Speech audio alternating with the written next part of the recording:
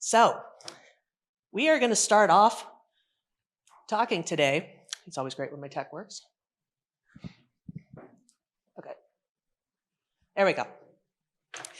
Because the theme we're talking about is AI-driven recruiting, lots of AI, lots of technology.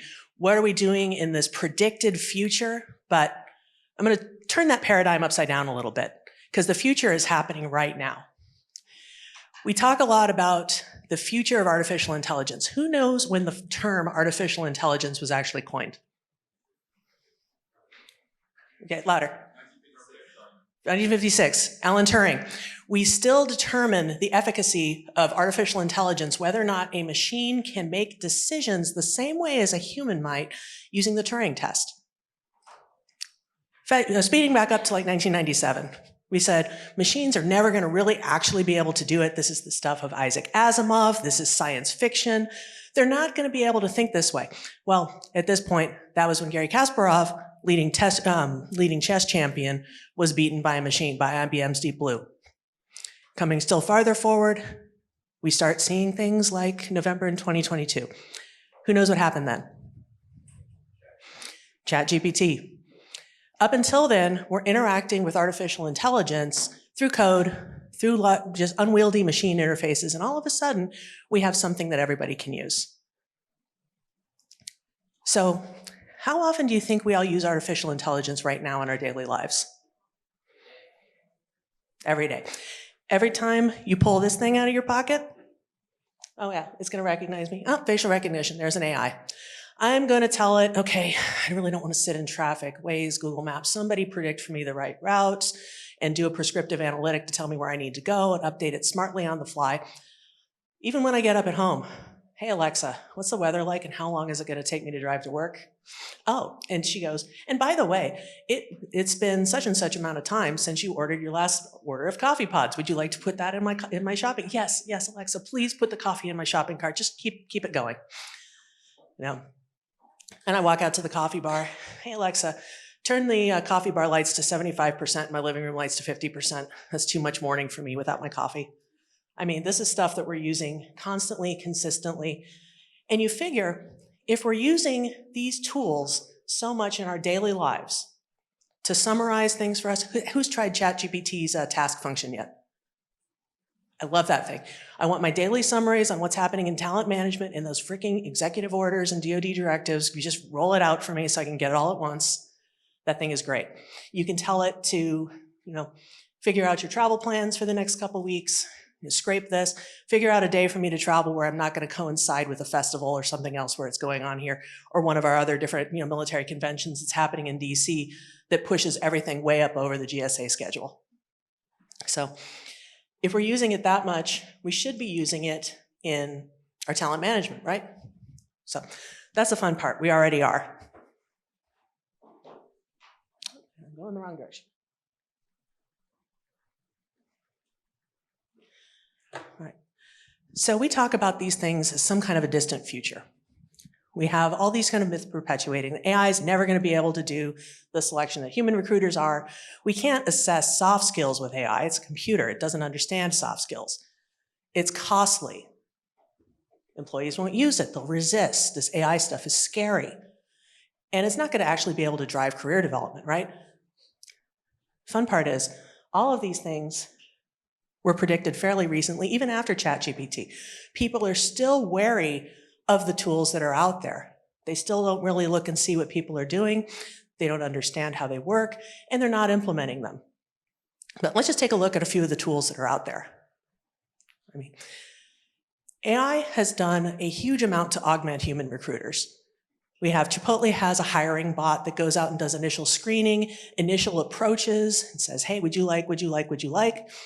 HireVue, LinkedIn, the smart recruiting function can tell you, hey, this job might be a good fit for you, even if you're not actively looking. Now let's use the AI within that to match up your skill set and see how you might want to adjust your job, how you might want to adjust the skills that you've put in there.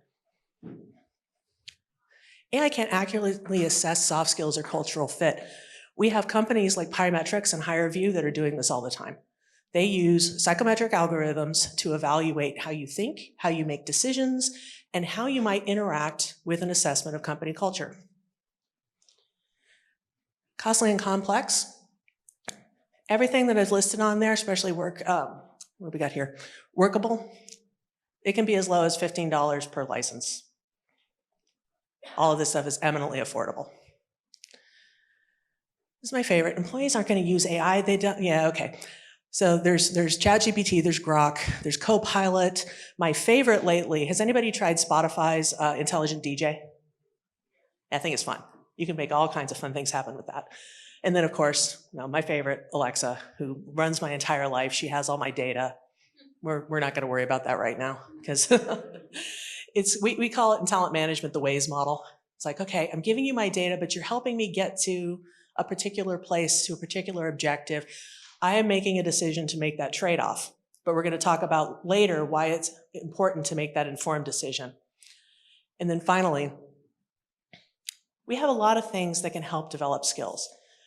We're going to talk a little bit in depth about how each of these things can work to develop different skills, to identify changes in the marketplace, and to make decisions faster about how you want to move, you want inward mobility within a corporation to keep and retain those people who understand the decision context of what you're doing, because that becomes eminently important. Oops. We're a little too fast. So I just want to paint a little bit of an environmental picture from some of the things that we pulled from the Army Talent Concept. National security space, but it translates fairly well to what we're going to be looking at in the business sector also. So in the advent of technology, we are talking the future, and a lot of this is happening today. We're talking about transparent and distributed battlefields. All right, what does that mean? In an Army context, that means everything is visible, there's no more front lines, it's digital, it's multi-domain. But when we're looking at it from a business aspect, the same thing applies. It's digital, it's multi-domain, it's global, and it's visible, right? People don't just pop up on the radar for the talent pool when they're open to work on LinkedIn. You can look at companies, you can look at their makeup, and you can use predictive analytics to see which of those employees might be most likely to jump so you can be ready there with the hiring offer. High intensity prolonged, burnout is a thing. Everybody is pushing hard. We're all looking at this like it's a marathon, not a sprint, except everybody still expects you to sprint. There are AI tools that can monitor that kind of stress and make recommendations for you on when you need to go rotate people off the line. AI robotics and human-machine teaming, human-machine integration, it's just a way of life, right? You're going to be partnering with AI. You're already partnering with AI. You've got it in your home. You've got it in your phone. You've probably got it somewhere in your workplace. But what we have to do is figure out the other impacts of that. It's not just the technology using those tools. There's a psychology to it, right? The psychology of human-machine teaming is currently one of my favorite subjects to study. It's absolutely fascinating. Because when you think about,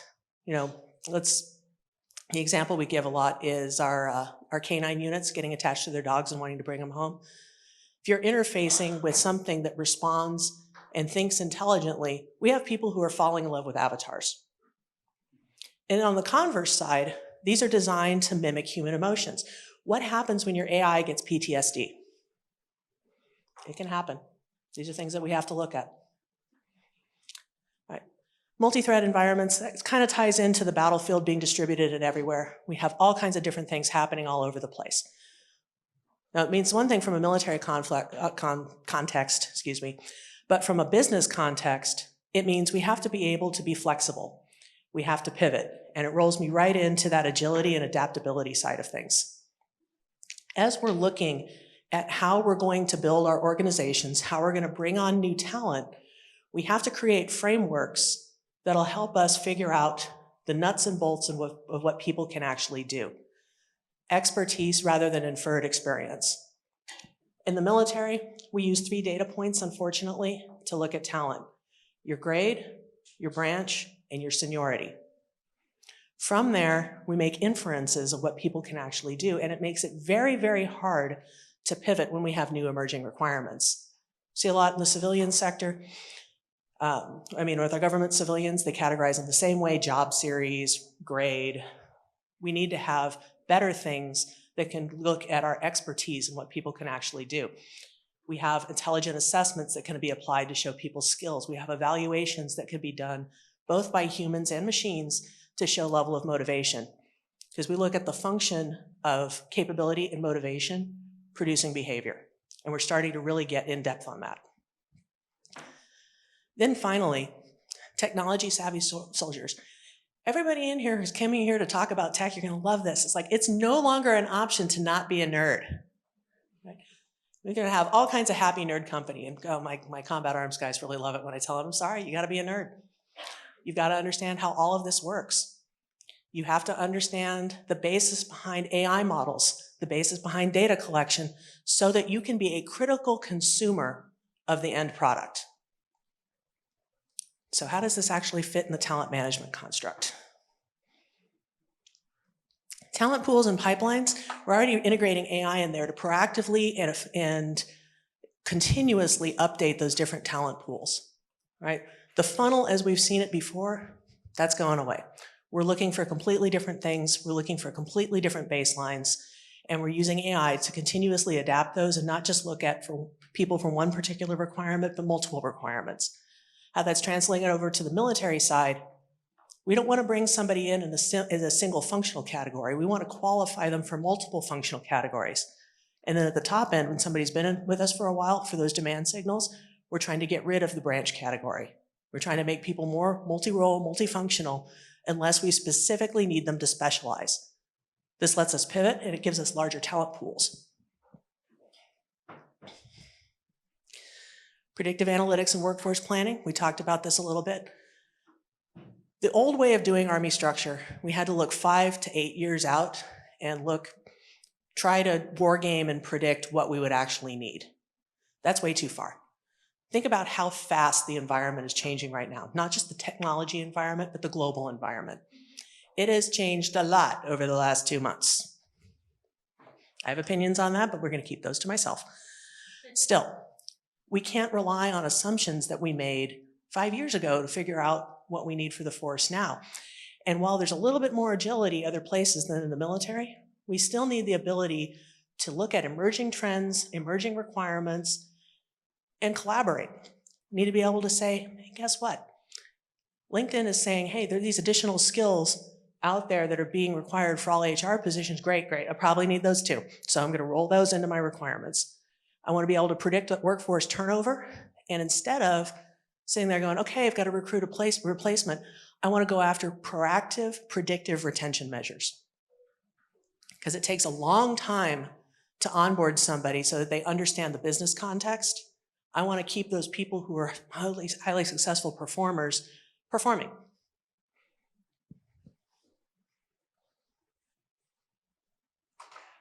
Right. We talked a little bit about skills-based hiring and reskilling.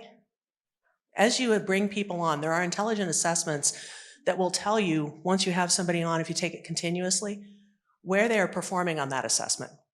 So we are doing a multi-predictive assessment right now with the Army Research Institute that tells you when you take that assessment that one day, are you performing at your top end? Did you perform it? Was it an average performance? Was it a bad day for you? Was it a top end performance?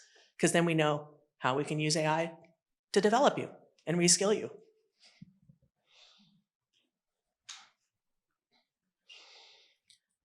Then we talked about all the different ways we can use AI for skills development. Who likes one-size-fits-all training experiences? Not me. I'm going to sit there and click through this slide, click through this, okay, I got it. No, I want something that's a little bit more adaptive. I've been spoiled by AI. I want something that can figure out, hey, guess what? There's a test, there's an examination, I'm going through this, I already know this stuff. I'm going to go through and get trained on the stuff that I don't know. I'm going to get trained on the things that are actually relevant for my experience. I'm going to focus on experience a lot here. I'm not just going to make assumptions based on degrees and certificates. I want my training to actually focus on conceptually what I know. All of these things come together for a better, more flexible talent management system. Sorry, the end, walk off stage. No, that's just the tools. If we just start with the tools in a digital transformation or in a talent management transformation, we're just not going to get anywhere. We look at 4 different elements of transformation: people, platforms, processes, and culture. So it sounds kind of weird to start with platforms and the AI tools when we need to talk about people, but what I want to do is set the context for the tools so that we understand the type of people that we need to have in that workforce. So, AI is a tool, but how do we think about that in context? Who do we actually need to have on the team to be working through these things? So if you're building a digital transformation to become fully AI driven in your talent management operations, who would you hire? Anybody? No thoughts? Data scientists, AI engineers, just people in general? Okay. I'm going to go through a framework that I use with my senior officers to help them understand how we build these different teams. And it's pretty simple. Think about AI as a car. All right? AI is a car. It's a tool like a car. It takes us where we want it to go. But who are all the different people that need to be involved in order to make a car work effectively?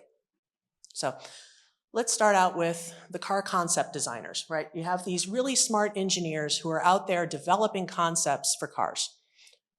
Prototypes, high-end stuff, goes 1,000 miles on a single battery charge, whatever it might be. Those are your leading-end AI researchers. Those guys are probably sitting in a lab somewhere, pushing the envelope on what is possible with different algorithms loading in massive amounts of data. Don't really need a whole lot of those. And if you're not in an AI producing organization, you're probably going to want to partner with somebody else because those teams get really expensive. So what else would we need? Well, we need people to actually build the tools. So we've got the concept out here. We've got applications for it. We need the kind of the manufacturing side of things. We need your AI and ML engineers who can go build the applications and get those fielded to your organization so we can figure out what we need. You don't always have to have those because you can buy them. We go buy cars. We don't necessarily build them in-house. Now let's start thinking about some of the other things you might need. Who keeps cars running? Mechanics, all right? In AI, it's the same thing. If your model starts to drift, if it starts to show bias, if it's been seeded with bad data, you need the equivalent of a mechanic or an AI sustainment engineer to go in there, recalibrate the model, and make sure it's doing what it's supposed to be doing. What do cars need in order to run? Fuel, right? So in the world of AI, that doesn't mean that we're going to put aside our data scientists, our data engineers, or our researchers and data collectors. They become more important than ever because if you feed an AI tool bad data, you just put diesel in a gasoline engine. Thing's not going to work. What else do we need? Who operates a car? Drivers, all right? All of us who've driven a car or ridden in a car, you want that driver to be an intelligent driver. So you, as an AI operator, need to kind of understand the rules of the road, the basics mechanics of the car. You don't need to know how to build one, but you need to know how it works to be an intelligent operator and to be able to follow the rules of the road, which is my next group of people. The rules of the road is your governance team. That's your team that's looking at AI ethics. They're looking at governance. They're looking at data use. They're looking at privacy. Right? That can be anything from GDPR type regulations to your data sharing agreements that you have within your organization. And then there's the final group. Your pedestrians. You have people who will swear up and down all day that they're not going to use AI, none of this newfangled stuff. They will hold on to their stubby pencil and their notepad until the day they die. But they're pedestrians. They have to understand that cars are on the road and how they work before they get bowled over by one. All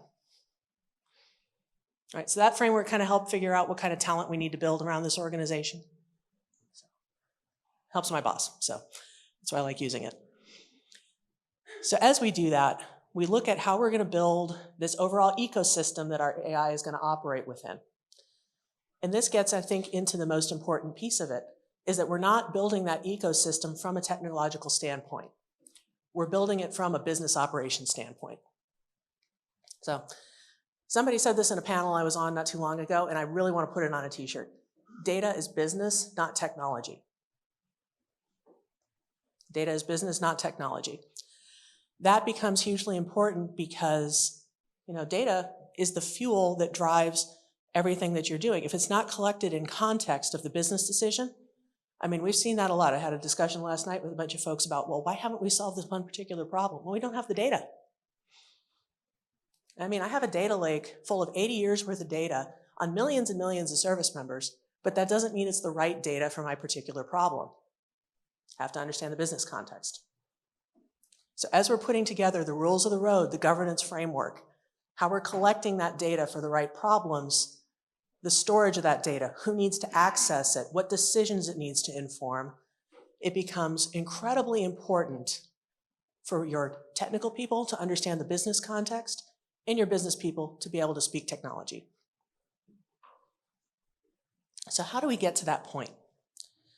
How do we understand what things we should apply the technology for in the business process and what we shouldn't? And I like using Gay Hendricks' zone of genius model because this tells you where you need to elevate and where you need to automate different processes with AI and with data.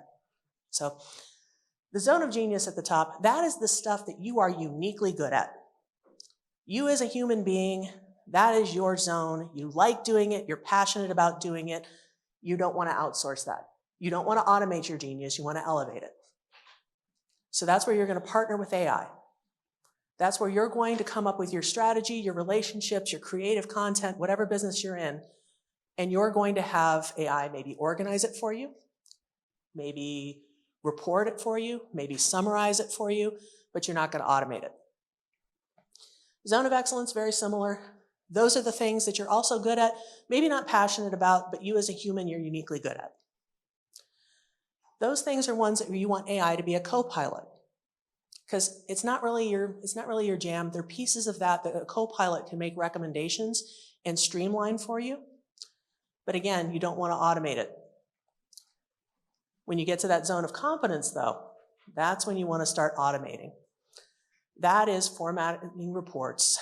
That is going through and doing basic data analysis. You don't want to spend your time data mining. You want to spend your time on strategy and thinking through the things that you are uniquely good at. That's when AI comes in to automate some of that. Because you still need the process, but you don't necessarily need the way you're doing it. Now, the zone of incompetence. The best way to describe the zone of incompetence is forms. Punctuated. I love it. Who has ever filled out a form and signed the wrong place for the supervisor several times, no matter how many times they explain where you need to sign it? Okay. Do you really need to be doing that, sending it back and forth? Oh, please sign. No. Okay, approve, sign, send. Should be 2 clicks. Right? Reports, forms, a lot of these things, we don't want to even automate it. We want to use AI to eliminate it. All right. We don't want to be doing these things. They're inefficient, they're messy. Data entry, how many times can we fat finger something when we type at the same time over and over and over again, right? It's a repetitive process, and it's something a machine is much better at than we are, right? Because machines, they can do the same process over and over again as long as the model doesn't drift. They don't get tired, they don't need a potty break, let the machine do its work. So a lot of this, we start looking at these things and we ask if, is AI going to take our job? Is AI going to take our this? Is it going to take our that? In some cases, we actually want it to. We want it to eliminate those tasks that we are doing when we need to be doing other things. But this is not really a new problem for us, because we have been eliminating different types of tasks and work since the Industrial Revolution. I mean, when cars hit the road, we didn't lose transportation jobs, they evolved. We had different types of transportation jobs. When computers hit the office, okay, they replaced file cabinets, but it didn't really change office work, right?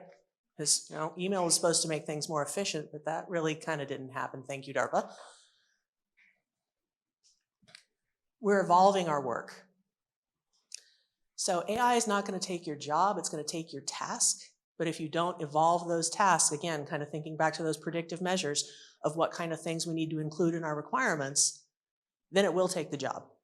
But if we use all of these things together, we can find ways of repurposing, retasking, and evolving our work. So I'm going to give you 3 ways that you can get after that right now. Even if you have a fairly data and AI savvy organization, you can always improve.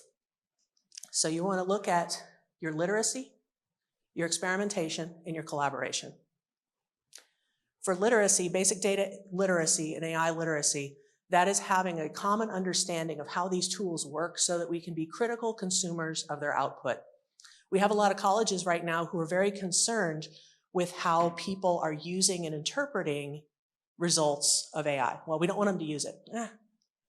We're going to be using it all the time. I mean, even in the Army, we use Nipper GPT, Camo GPT, Ask Sage. We have a lot of intelligent AI tools that people are using regularly. And it's helping efficiency, it's helping performance as long as we can teach people to critically evaluate the results.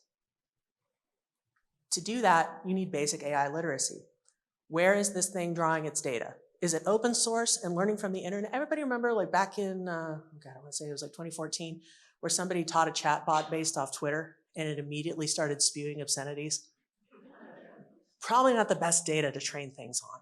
So for your basic data and AI literacy, where is that data coming from? Where is the input? How is it deciding? We can figure that out with experimentation.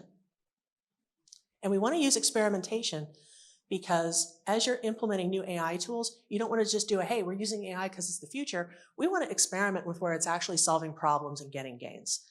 And a lot of times it may not be necessarily where you think. Before you jump fully into a new program that you're just going to totally automate some of your recruiting tasks, think about the things where you can actually show value.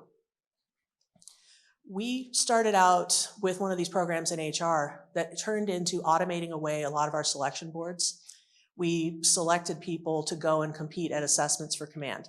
That board process was 8 weeks long, a whole bunch of general officers sitting in front of the board file going click, click, rating those board files, right? That was prime for automation. We couldn't start there though because there was too much of a cultural pushback. Well, we don't want a machine deciding who's going to, well, okay. So what we started instead was automating our redaction process because we had people going through literally with a Sharpie redacting information. Okay, well, we can get rid of that. We can use optical character recognition and natural language processing to show a machine which things are nouns, which things are descriptors we don't want in there, bag of words, automated that away. Like, oh, okay, what else can you do with that? Value proposition. Well, we can make this file screening thing a whole lot faster. Oh, okay. So you can go in and create an algorithm that will actually score these files? Yes, we can. And we turned it into a game. So we created a little game app where we could show these general officers who had sat on boards a lot and would read these evaluations and predict the score of that particular evaluation. We had them test against the machine.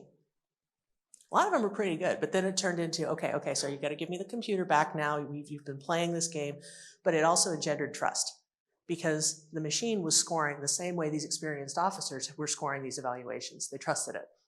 And then we scaled into, okay, we can actually eliminate this part of the board process because all it's doing, we're spending 8 weeks deciding the people we were going to send attendance invitations to at the command assessment program. Let's get rid of that. Because they're still going to be screened and evaluated by humans on the other end. As you're building these programs, experimentation lets you get people more comfortable with it, lets you see value proposition, and lets you see buy-in. And the last piece is that collaboration piece.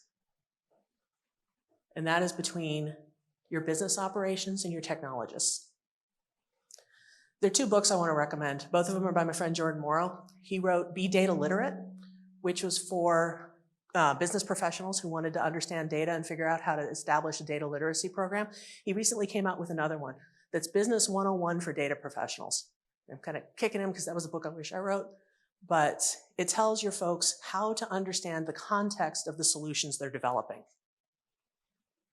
And the more you can bridge those operations, don't let your technologists sit in a corner and do solutions by trouble ticket. Make them be proactive, part of the process, designing solutions as you're coming up with them. That in itself will engender more data literacy and help them figure out what problems their clients actually have rather than just waiting for them to come to them, because by the time a requirement comes to you, you don't know how many different permutations it's gone through and whether or not it's a symptom of the problem or the actual problem you want to solve.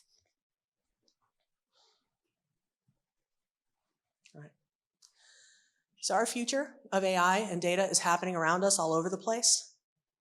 These aren't future concepts. They're only going to get faster. They're only going to get stronger. And they're only going to be more integrated into our daily lives. So right now is prime time to start integrating these programs, if you haven't already, to own these organizations and to start getting proactive and predictive rather than reactive, especially right now as things are changing so rapidly. The good news is there are lots of resources out there to do it. A lot of them are free. Happy to share any of the tools I talked about today. But honestly, you get on YouTube, you can learn how to do literally anything in the world on YouTube. It'll tell you all the basics of code. Arizona State University has a phenomenal set of classes. They're only about 5 minutes each on everything from basic data literacy all the way into AI tools. So just go around, poke around. It's going to jog some ideas. It'll keep you in that zone of genius, figuring out the kind of things you're good at, and start getting rid of all of the noise.